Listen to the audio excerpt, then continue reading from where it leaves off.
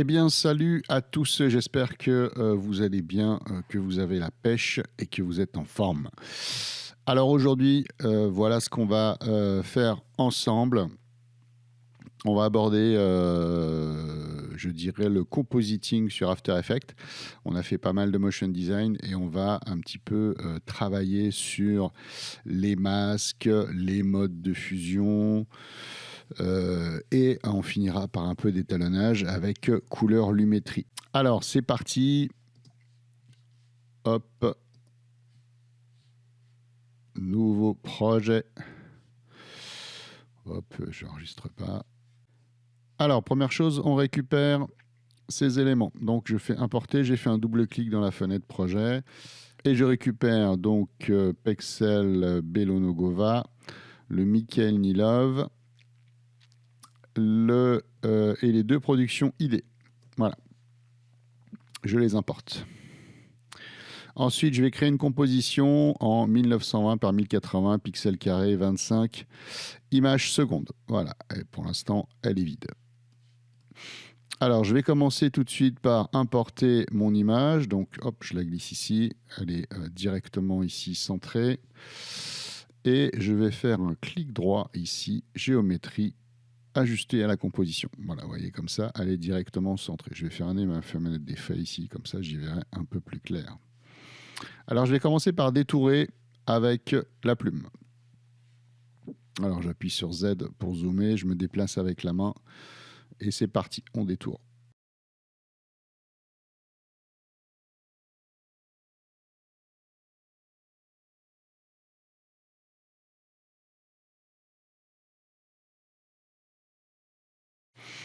Et voilà, j'ai détouré ici ma montagne, donc vous voyez que j'ai maintenant un masque, je peux appuyer sur M, vous voyez, et j'ai un masque ici, d'accord ?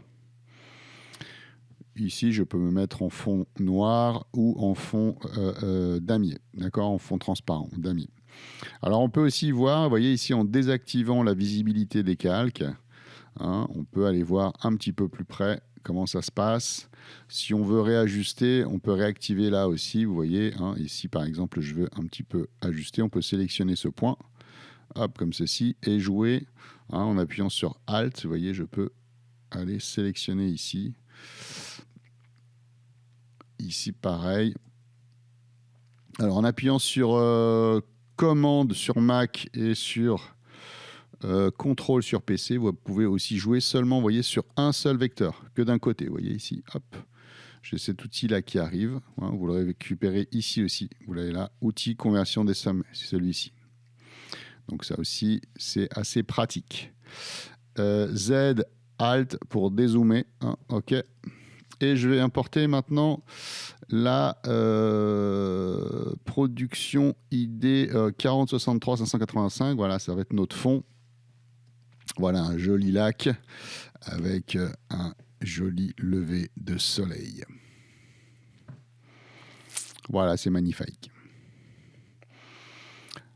Hop, voilà, donc ça marche plutôt pas mal. On va maintenant, ok, eh bien, mettre ce feu ici. D'accord, vous voyez, j'ai un feu.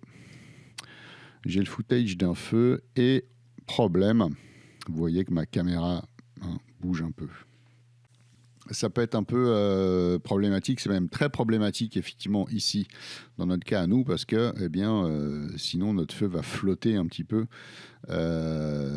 sur l'herbe ici. Donc il faut qu'on fasse ce qu'on appelle un tracking. Alors on va aller dans suivi, ici vous voyez, fenêtre suivi. Et j'ai une fenêtre à droite qui s'est affichée ici. Alors, je vais créer une nouvelle composition. Je ne vais pas tout de suite mettre mon feu comme ça dedans. Hein, je ne vais pas faire ça. Je vais d'abord créer une nouvelle composition. Alors, je vais tout simplement ici glisser ma composition, enfin mon métrage Mikhail Nilov sur ici l'onglet, vous voyez, nouvelle composition. Et il me crée automatiquement une nouvelle compo, vous voyez, qui a le même nom ici. J'en profite pour renommer d'ailleurs ma compo principale, Master Compo, ok, qui est celle-ci, hein, celle que j'ai fait effectivement tout de suite là avec mon masque. Et je vais maintenant dans l'autre compo que j'ai créé ici, Pexel Mikhail Nilov. Je vais double-cliquer ici sur le métrage, d'accord, pour rentrer ici, vous voyez, sur le calque en lui-même, d'accord. Je suis sur le calque ici. D'ailleurs, je peux fermer cette fenêtre-là. Et ici, donc, je vais stabiliser le mouvement. Cliquez sur le bouton stabiliser le mouvement, d'accord. À partir de ce moment-là, vous voyez qu'ici, j'ai ce qu'on appelle un point de track, un point de suivi. Alors, je prends bien ici, vous voyez la cible. Alors, je ne vais pas, attention, aller au centre parce que sinon, je peux, vous voyez, déplacer la flèche blanche ici. Vous voyez, et après ça, c'est très embêtant. Donc, faites bien attention de vous mettre effectivement plutôt entre les deux pour avoir cette croix noire ici. Et ça me permet, vous voyez, comme ça, de me déplacer. Alors, on va aller choisir une zone où on a du contraste, c'est-à-dire où on a du blanc et du noir de manière assez contrastée. Donc évidemment, on ne va pas taper dans le feu, puisque là, évidemment, c'est cramé et en plus, c'est en mouvement. Donc il faut choisir une zone, on va dire, assez sombre et blanc autour. Vous voyez, comme ici, par exemple, ça, c'est pas mal, d'accord. On en a aussi une ici, éventuellement, ou là, ici, ici et ici. Donc, moi, je vais choisir celle-ci, je zoome, et je vais bien, effectivement, me positionner comme ça, entre... Voilà, et je peux resserrer un petit peu comme ça, si on veut, ces points. Je me mets bien au début, d'accord. Attention à ça, d'avoir bien votre curseur au début. Et je vais appuyer ici. Alors, on fait attention ici qu'on soit bien sur type de suivi stabilisé. Ici, il faut que ce soit bien stabilisé, d'accord. Et on va cliquer sur le bouton ici, analyse, bouton play, le petit bouton play, analyse vers l'avant.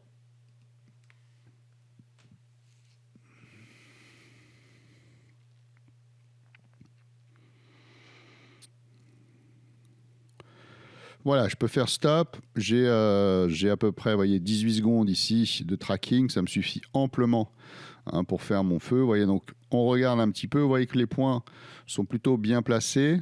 On a un joli suivi. Si vous avez par exemple des points qui partent un peu comme ça, soit à droite ou à gauche, de manière un peu aléatoire, c'est que votre tracking n'a pas été correctement fait. Donc vérifiez bien que effectivement vous avez quelque chose d'assez rectiligne, d'assez linéaire. C'est comme ça qu'on regarde effectivement si notre tracking est plutôt pas mal. Donc là, j'ai traqué, mais je n'ai pas encore appliqué ce tracking à ma vidéo. Alors il faut tout simplement que je fasse ici appliquer. Donc je fais appliquer. Il me demande ici, est-ce que je vais appliquer les dimensions X, Y? Je dis OK. Voilà, et cette fois, mon tracking a bien été appliqué à ma vidéo, donc vous voyez que mon feu ne bouge plus. Donc si je me mets ici, vous voyez, vous avez certainement des décalages ici, ce qui est tout à fait normal parce qu'en fait, si vous regardez, vous voyez que After Effects a tout simplement animé ici le point d'ancrage de votre vidéo. Vous voyez ici en bas, point d'ancrage. Il a en fait animé le point d'ancrage pour simplement compenser, entre guillemets, le mouvement de cette caméra. Voilà, c'est comme ça que After Effects a fait pour compenser le mouvement de la caméra. Donc votre feu ne bouge plus et c'est le plan en fait qui se déplace pour que le feu reste bien fixe au centre de votre image. Alors je vais tout simplement ici donc réduire mon métrage. Vous voyez, je peux réduire ici mon métrage. Je vais me mettre à peu près ici et je vais réduire ici ma composition, mon espace de travail puisque j'en aurai pas besoin de plus.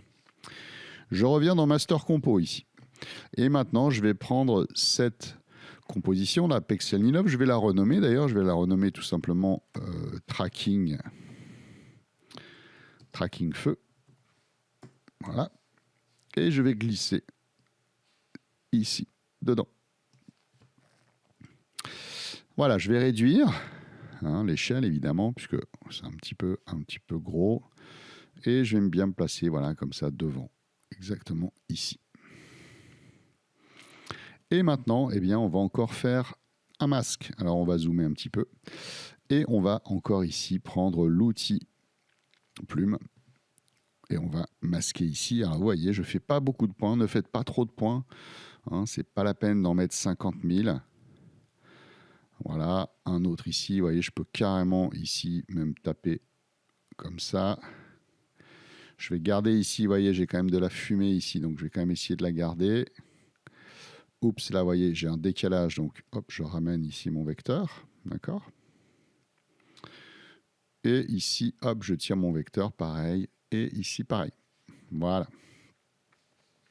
Donc là, évidemment, j'ai quelque chose qui est assez, vous voyez, très,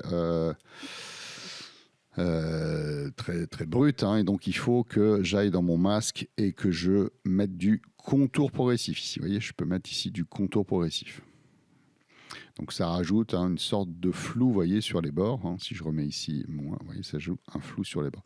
Le contour progressif, on peut aussi le rajouter ici, contour progressif. Vous voyez, avec cette petite plume, ça permet aussi, vous voyez, de... Voilà, vous pouvez aussi le faire comme ceci, dans le sens avant ou dans le sens inverse. D'accord ?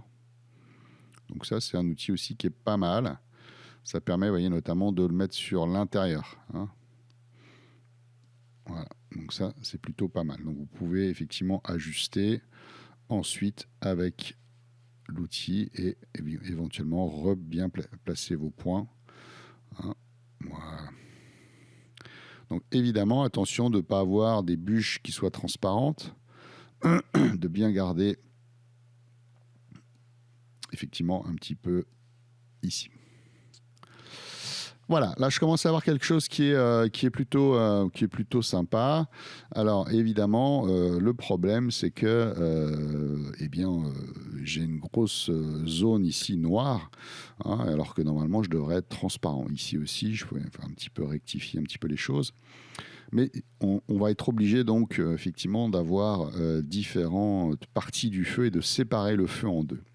Si par exemple ici je me mets sur un mode écran par exemple, vous voyez que j'obtiens ici une transparence, les noirs en fait disparaissent, c'est les modes écran, éclaircir, tous ces modes là en fait font disparaître, d'accord, le noir. Vous voyez d'ailleurs, mais j'ai plus de noir ici non plus. Donc il faut qu'on ait deux parties pour le feu, une partie pour les bûches et une partie pour les flammes ici. D'accord ?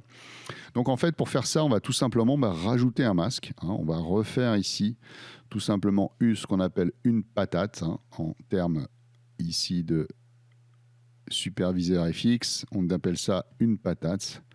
Vous voyez, tout simplement, je mets un gros cache comme ça pour cacher, tout simplement. Voilà. Hop. Et donc, celui-ci, hop, alors je me remets en mode normal ici quand même pour y voir un peu plus clair. Donc j'ai deux masques, d'accord ? J'ai deux masques ici. Alors vous voyez que je peux changer aussi la couleur. Ici j'ai des petits labels qui me permettent d'y voir un peu plus clair. Là j'ai pris du bleu et du rouge. Donc j'ai un masque 1 en rouge et un masque 2 en bleu. Alors vous le voyez, je vais utiliser ici les modes de forme pour pouvoir effectivement jouer sur mes masques. Vous voyez que j'ai la possibilité, par exemple, de soustraire mon masque 2 par rapport à mon masque 1. D'accord ? Donc, si je fais ça, eh bien, qu'est-ce qui se passe ? Eh bien, vous voyez que mon masque 2 a été soustrait au masque 1. C'est-à-dire qu'il a été retiré au masque rouge, au masque 1. D'accord ? Donc ça vous permet, vous voyez, de séparer, effectivement, le feu en deux portions. Donc je vais rajouter un petit peu aussi de contour progressif ici sur la partie basse de mon masque bleu, ici, d'accord ? Et ensuite, donc ça s'appellera, je peux renommer ici, donc ce sera les bûches.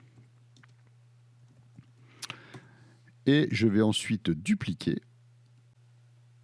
Hop, j'ai dupliqué ma composition ici, complète. Cette partie-là, au-dessus, je vais la mettre en intersection. Voilà, et vous voyez que je retrouve ici, si je me mets en mode solo, là, je retrouve ici mon feu, ici tout seul. D'accord ? Donc j'ai une partie ici que je vais appeler donc feu. Et une partie bûche ici. Si je me mets en mode solo ici, j'ai les flammes. Et si je me mets en mode solo ici, j'ai les bûches. D'accord ? Donc ici, je me suis mis en intersection. D'accord ? Alors ici, le feu, je vais justement me mettre en mode éclaircir, d'accord ? Qui est le mode, je pense, le plus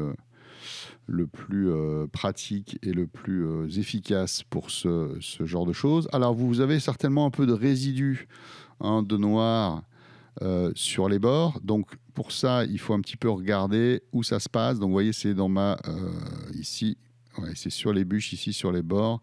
Donc souvent, il faut retaper un petit peu les masques. Vous voyez, je vais prendre simplement mon masque ici bleu, je vais l'étirer un petit peu comme ça pour ne plus avoir de contour noir autour. Voilà, d'accord.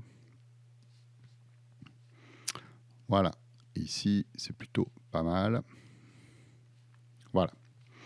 Alors après, on peut un petit peu aussi ajuster, hein, ici en bas, si vraiment on peut zoomer comme ça. Et puis on peut un petit peu ajuster, éventuellement réduire peut-être un petit peu, hein, le contour progressif, d'accord. Et peut-être, hein, vous voyez, je réduis un petit peu ici pour pas avoir trop non plus de...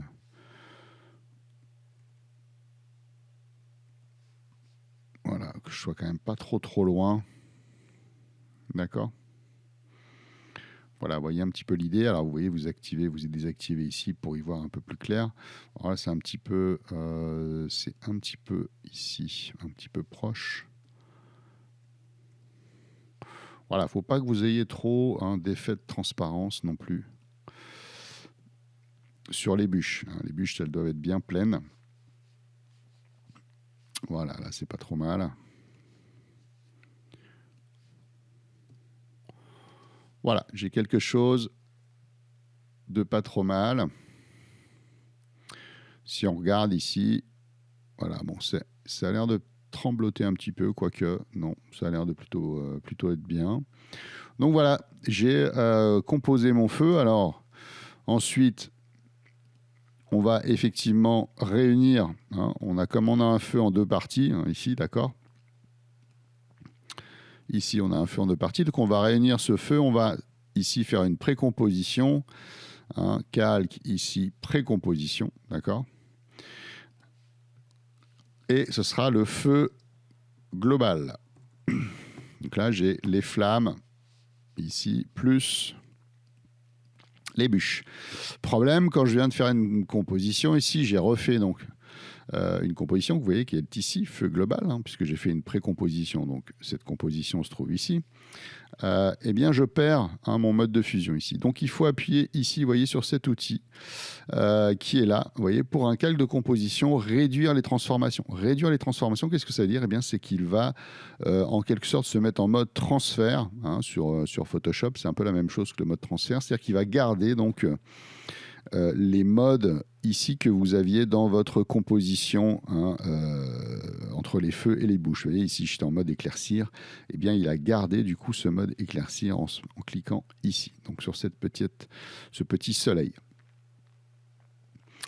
Et donc là, je suis pas trop mal, hein. Il me manque juste maintenant que le fait d'intégrer donc, eh bien, les petites brindilles, hein, qui se trouvent par ici. Alors, on va les mettre à l'intérieur de feu global ici. Je me remets au fond noir ici pour y voir un peu plus clair. Et on va donc importer ici, hein, les petites brindilles. Alors évidemment, je suis beaucoup trop grand, donc je vais réduire ici un petit peu, vous voyez. Voilà, là je suis pas trop mal. On va se mettre un peu comme ça. Et puis, on va aussi se mettre en mode additif. Donc, je me mets en mode additif ou peut-être mode éclaircir. On va faire une patate rapide, hein, ici pour effectivement retirer un maximum d'éléments autour. Vous voyez, on a de la matière autour, donc on va quand même un petit peu réduire ici aussi. Et réduire un petit peu là, d'accord. On va rajouter donc du contour progressif.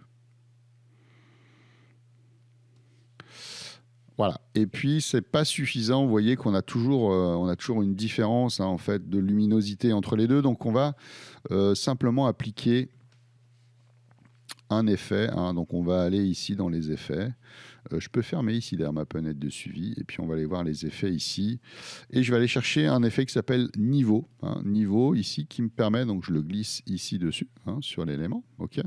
Je peux le glisser aussi ici en bas directement, comme on veut. Et je vais aller booster un peu les noirs et les blancs. Donc vous voyez, je booste un peu ici pour que ce soit un peu plus ici. Donc hop, les noirs ici, vous voyez, pour avoir quelque chose de plus homogène. Et on booste un petit peu les blancs aussi pour ramener effectivement la matière. Voilà, ici. Alors, le mode additif, vous voyez, ça me crée en fait des des petites choses ici pas très belles, vous voyez, dans les flammes. Donc je vais peut-être plutôt me mettre en mode éclaircir. Voilà, éclaircir, je pense qu'on est plutôt pas mal. Voilà, on voit encore un petit peu de glow là, donc je vais un petit peu voilà, booster ici. Alors après, il faut regarder aussi dans son master, hein, master compo. Bon là, je suis plutôt pas mal. Il ne faut pas que vous ayez un halo ici, vous voyez, une différence, hein, d'accord, de couleur. Vérifiez bien ça. Hein, j'appuie sur mon clavier, mon pavé numérique sur 0 ou sur la barre d'espace pour lire ici mon élément. D'accord, donc je regarde un peu ce que ça donne. Ça m'a l'air plutôt pas mal du tout.